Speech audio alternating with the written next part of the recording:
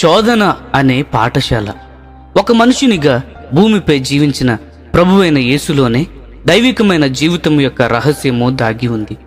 ఆయన మనవలే అన్ని విషయములలో శోధింపబడినను ఒక్కసారి కూడా ఆలోచనలోను, మాటలోను, క్రియలోను, వైఖరిలోను, ఉద్దేశంలోను మరి ఏ ఇతర విషయంలోనూ పాపము చేయలేదు.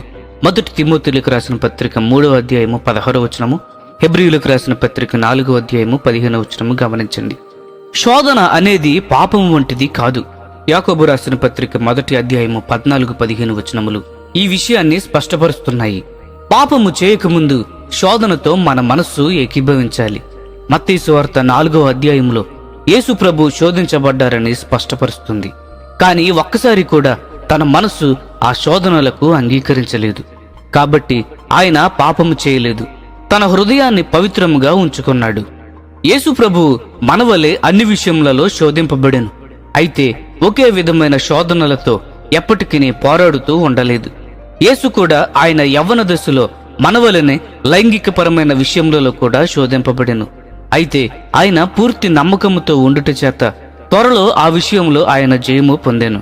దాని ఫలితముగా ఆయన బహిరంగ పరిచర్యలో ప్రవేశించుచున్నప్పటికీ ఆయన దాని విషయమై కనీసము శోధింపబడలేదు కూడా. స్త్రీలు ఆయన పాదములను తుడిచినప్పుడు ఆయన అసలు శోధింపబడలేదు. ఎవరైతే ఈ విషయంలో శోధనకు వ్యతిరేకముగా నమ్మకముగా పోరాడలేదో వారు ఈ విషయాన్ని అర్థము చేసుకొనలేరు. శోధన అనే పాఠశాల ఇతర పాఠశాలల వంటిదే. మనమందరము మొదట చిన్న తరగతితోనే మొదలు పెట్టాలి.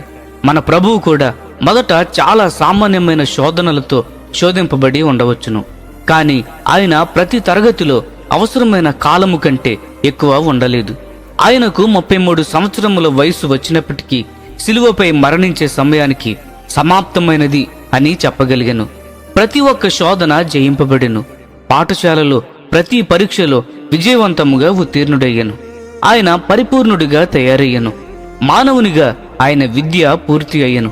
హెబ్రీయులకు రాసిన పత్రిక 5వ అధ్యాయము 8-9 వచనములు గమనించండి. చిన్న తరగతిలో శోధన విషయంలో అపనమ్మకత్వంతో ఉండిన ఒక వ్యక్తికి, ఉదాహరణకు లైంగికేచ్ఛ, కోపము, అబద్ధము మొదలైనవి, యేసు ప్రభువు PhD తరగతిలో ఎదుర్కొన్నటువంటి శోధనలు హాస్యాస్పదంగాను ఊహకందనివిగాను ఉండును. నీ మట్టుకు నీవు నమ్మికతో ఉండినట్లయితే నీవు అర్థము చేసుకునేదవు. యోహాను సువార్త 7వ అధ్యాయము 17వ వచనంలో యేసు ప్రభు ఈ విషయము చెప్పెను. శోధన సమయంలో నీవు అపనమ్మకంతో ఉండినట్లయితే నీవు ఎన్ని పుస్తకాలు చదివినా, ఎన్ని టేపులు వినినా ఆ విషయము నీవు అర్థము చేసుకొనలేవు. దేవుని యొక్క రహస్యాలు టేపుల ద్వారా కానీ, పుస్తకముల ద్వారా కానీ, సోషల్ మీడియా ద్వారా కానీ తెలుసుకొనలేము. కానీ ఆయన నోటి నుండి, ఆయన వాక్యము ద్వారా సూటిగా తెలుసుకొనగలము. మన జీవితం అంతా ఒకే పాపముతో పోరాడుట దేవుని చిత్తము కాదు. కానానులో ప్రతి బలశాలి జయింపబడవలనని దేవుడు ఆశించుచున్నాడు. మన ఎదుగుదల యొక్క ప్రతి స్థాయిలో శారీరకముగాను మరియు ఆత్మానుసారముగాను మనము క్రొత్త పద్ధతులతో శోధింపబడదుము. ఒక 4 సంవత్సరముల పిల్లవాడు కోపము విషయమై శోధింపబడును, కానీ లైంగిక విషయాల గురించి శోధింపబడడు. తరువాత తన యుక్త వయసులో ఆ శోధన వచ్చును. ఒకరు లైంగిక విషయంలో ఎప్పుడూ ఓడిపోతూ ఒకనాడు తను జయము పొందినని సంవత్సరము తరువాత సంవత్సరము ఒకని విశ్వాసాన్ని ఒప్పుకొనుచూ ఉండుట దేవుని చిత్తము కాదు. అతడు పూర్ణ మనస్సుతో ఉండినట్లయితే అతడు త్వరలో విజయంలోనికి వస్తాడు. సాతాను యేసును అరణ్యములో 40 దినములు తీవ్రముగా శోధించినప్పుడు యేసును లైంగికపరమైన విషయములలో మరియు ధన విషయములలో శోధించుట నిరర్ధకమని తెలుసుకున్నాడు. ఎందుకంటే యేసు ప్రభు ఈ విషయములను అనేక సంవత్సరములకు పూర్వమే జయించెను. అరణ్యములోని ఆఖరు 3 శోధనలు ఎంత గొప్పవో యేసు ప్రభువు నడిచిన మార్గములో మనము కూడా నడిచినట్లయితే వాటి యొక్క సూక్ష్మ అంతర్భావాలను మనము అర్థము చేసుకొనగలము. సువార్తలో ఉండిన శుభవార్త ఏమనగా, యేసు మన వంటి శరీరముతో వచ్చి అన్ని విషయములలో జయించుట చేత మనము కూడా ఆయన వలనే జయించగలమనేదే. ప్రకటన గ్రంథము 3వ అధ్యాయము 21వ వచనము గమనించండి.